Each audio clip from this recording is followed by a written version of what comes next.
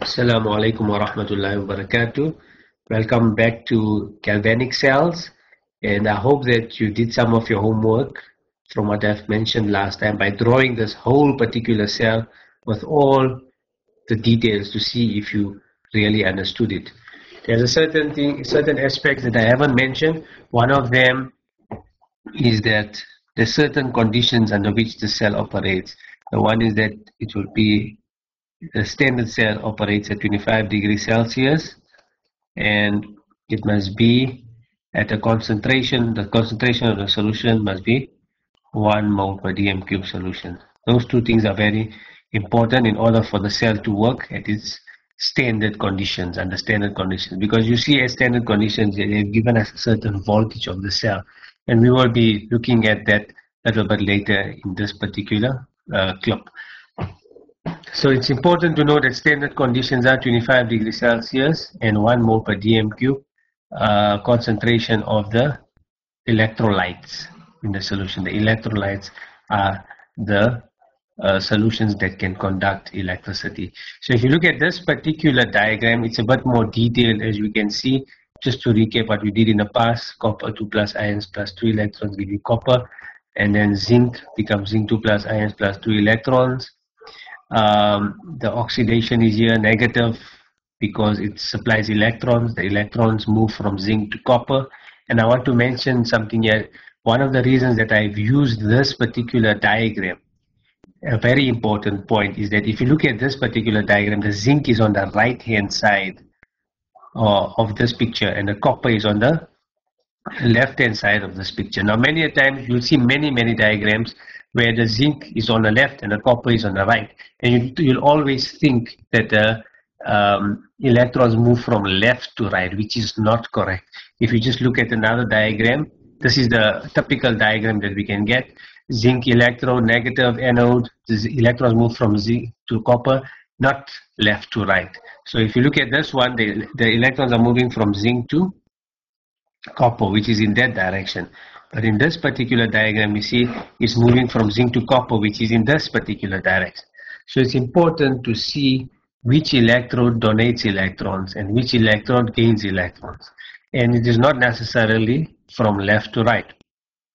Now coming to how is it coming to the question about this voltage? How is it that they get this 1,1 volts? How do they know that the voltage of the zinc half cell is minus 0,76? Or how do they know that the voltage of the copper half cell is 0,34? And in order to do that, what they do is they have the hydrogen half cell.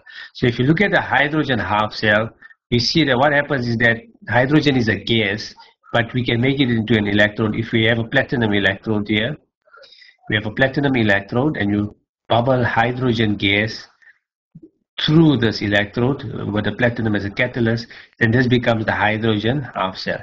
And the hydrogen half cell is given a voltage of 0,00 volts. So if you connect any other element to hydrogen, for example, if you connect zinc to hydrogen, then we see that the voltage is 0,76. Then if you replace this particular half cell with other half cells, we can get the voltage of those particular half cells.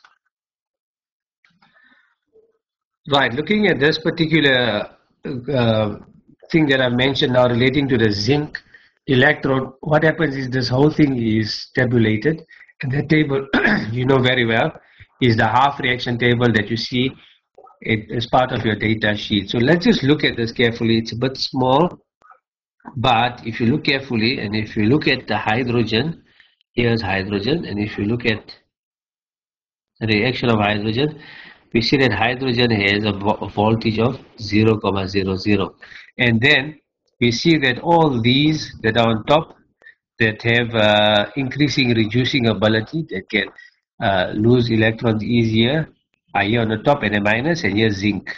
If you look at zinc, we see that zinc has a voltage of minus 0,76 in comparison to hydrogen. And then if we take copper, Let's just find the copper now. And you have to be careful because you get copper 2 plus plus an electron giving copper plus. So that's not the one that we have. We have copper plus plus one electron giving you copper, which is also not the suitable one for this reaction. We have to get copper 2 plus plus 2 electrons becoming copper. So if we look carefully, we'll see. Let's just look for that. Here it is copper 2 plus plus 2 electrons becoming copper, and that's 0,34. So we get plus 0,34, which is the voltage of copper. And if we look carefully, we see that the voltage of our zinc is minus 0,76 volts. And we can use that as a comparison to work out our e-naught value, the voltage of this particular cell. As we've mentioned that we looked at it and we said that the voltage of this cell is 1,1 volt. Now we're going to look at how is it that they figure that out. So that's calculating e-naught. According to our data sheet, e-naught is defined as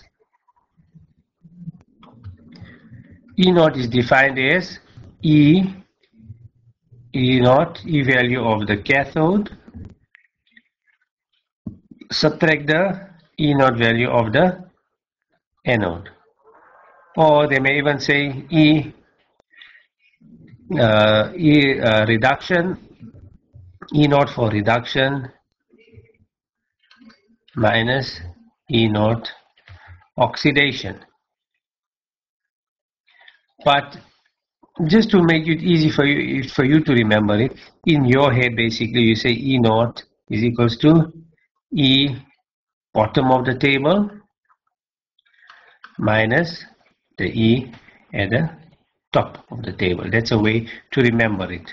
But it's important to know that it's E cathode minus E anode. Now coming back to our diagram, we remember that reduction takes place at the cathode. So here's reduction taking place at our cathode. So that's our copper half cell.